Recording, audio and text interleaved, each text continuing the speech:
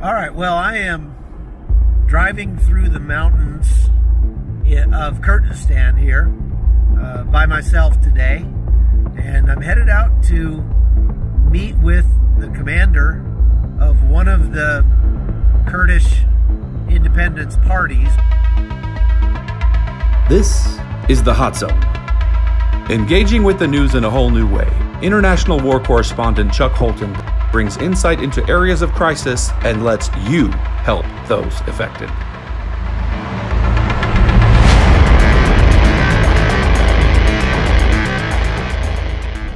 One of the things I'm learning on this trip is that there are a ridiculous amount of different factions when it comes to the Kurds that are really boggle the mind. I mean, very hard to keep track of all the different parties and what they all represent. Now, you know, the Kurdish are this ethnic people group.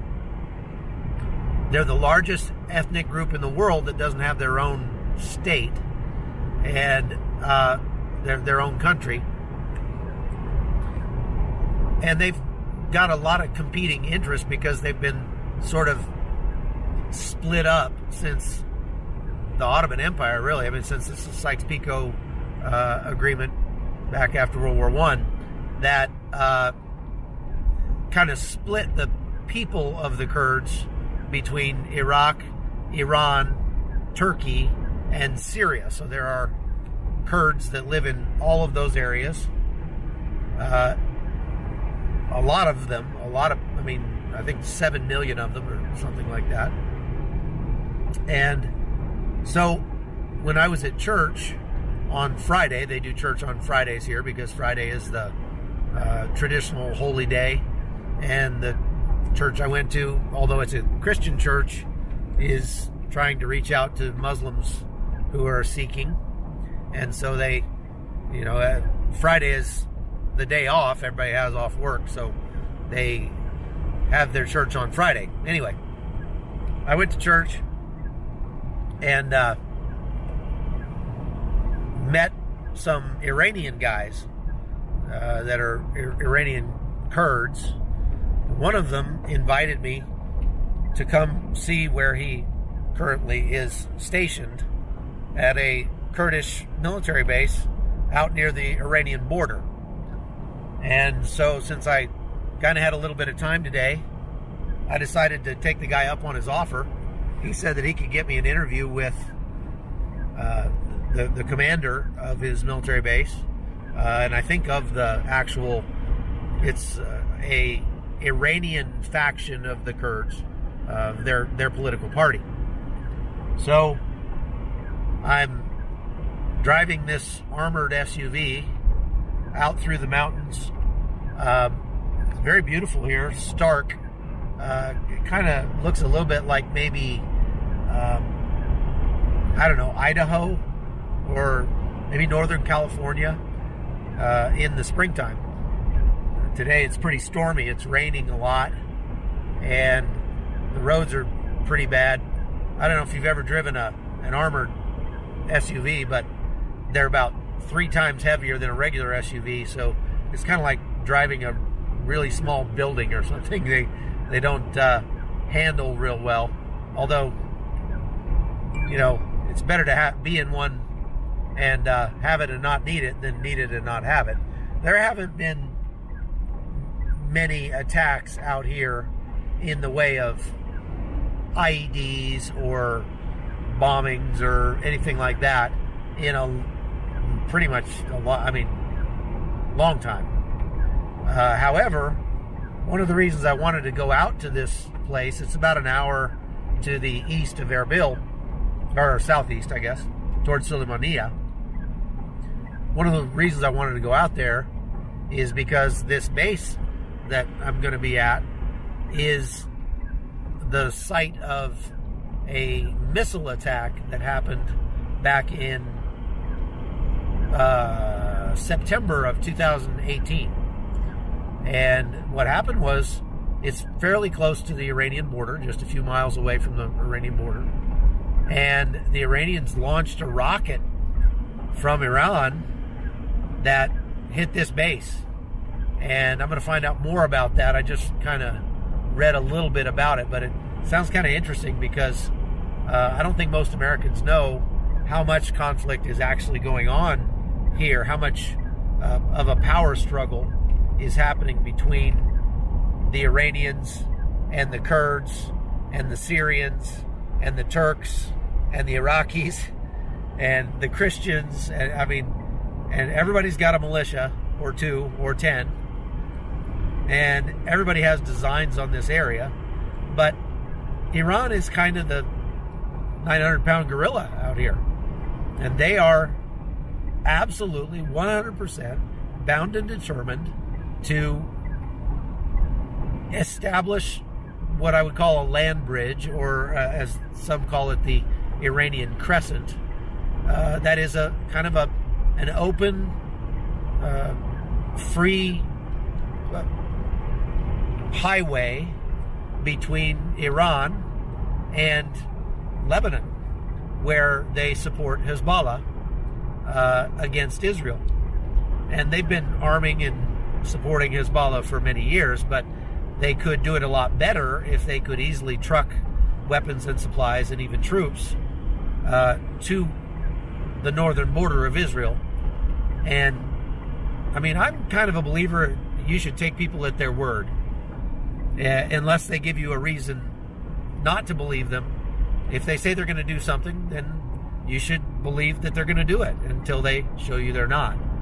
And in the case of Iran, they have been saying for many years that they would work for the destruction of Israel, and they have been very consistent about actually working for the destruction of Israel. So, if they're saying they're going to do it, and they're demonstrating that they want to do it by taking steps in that direction, then you ought to believe that they plan to do it. And so if they are allowed to establish this land bridge from Iran out to Israel, or out to Lebanon, it will be very, very dangerous for our allies, the Israelis. And that's a big problem. That's very bad. And Israel knows that. And one of the reasons why we've seen in the last several weeks Israel striking at Iranian assets inside Syria at a maybe more frenetic pace than they had in the past is because the United States has signaled its desire to, and its intention to, pull out of Syria, although that's been walked back some now. They've signaled that their desire to pull out, and the day that the United States announced, the day that Donald Trump announced that we would be pulling out of Syria, I'm told that 1,500 Iranian troops, IGRC, that's the Iranian Revolutionary Guard Corps, soldiers, crossed the border into Syria. So the IGRC has a very significant presence now in Syria, in the areas where the United States had been controlling and patrolling. Not only that, there's reports now that Russia is stepping up patrols in areas around Manbij, where the United States still has a presence even now. Look, everybody wants to control this area, and it is an absolutely vital piece of terrain for many reasons, strategically, tactically, and otherwise, even economically to some extent. And so, if the United States pulls out precipitously, it's going to go very badly, not just for the Kurds. It's already going badly for the Kurds, but it would go a lot worse if we were to leave. It will go badly for Israel. Apparently, Hezbollah has been fighting in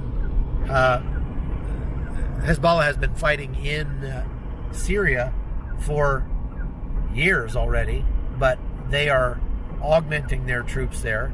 So when we get into Syria in the next several days,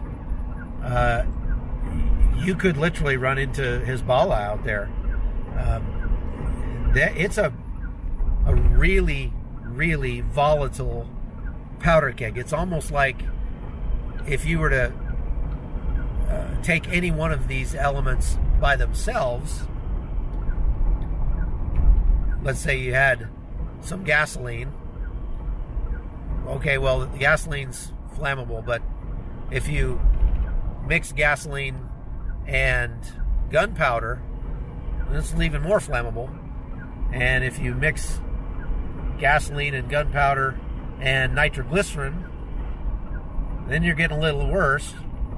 And if you come up with a whole laundry list of other very highly flammable and volatile substances and mix them all in there, I mean, the explosion that could happen with the slightest spark is absolutely unthinkable. And that's kind of what Syria looks like today. And the United States is really the dilution agent. It's the agent that is right now keeping a lid on things. Apparently ISIS is down to an increasingly small area day by day. They are being defeated, but they are still a volatile fighting force. They apparently last night or yesterday employed women as suicide bombers against the Syrian Democratic Forces and killed, they had 5 female suicide bombers yesterday that detonated themselves, came up as if they were refugees to the SDF and then blew themselves up and killed 19 Syrian Democratic Forces yesterday. I mean, this is bad. And they just several days ago made an attack on a compound of Kurdish fighters and had a 12-hour firefight. I mean, it was a coordinated, massive attack. After a 12-hour battle, there were over 80 ISIS killed and a handful of Kurdish, the Syrian Democratic Alliance that we support out there. I mean, ISIS must still have a few guys left if they're able to throw what was probably 300 fighters at a Kurdish military base out there, and with the intent of taking it over. So if they're able to mount massive attacks like that, they're not out. There are these checkpoints that you have to go through all around Kurdistan. Let's see if I can flip this around and show you what it's like going through the checkpoint. I think this is my guy right here. Yeah, this is my my buddy. Come on. Hey, how's it going, brother? I'm fine. How are you? Good. Oh, Great you're to see you. alone? Yeah, I'm alone. My cameraman couldn't come with me. But I'm sorry that it took so long. There was a lot of flooding in Erbil. But The Hot Zone is produced by Amy Holton and Livefire Media. Copyright 2019.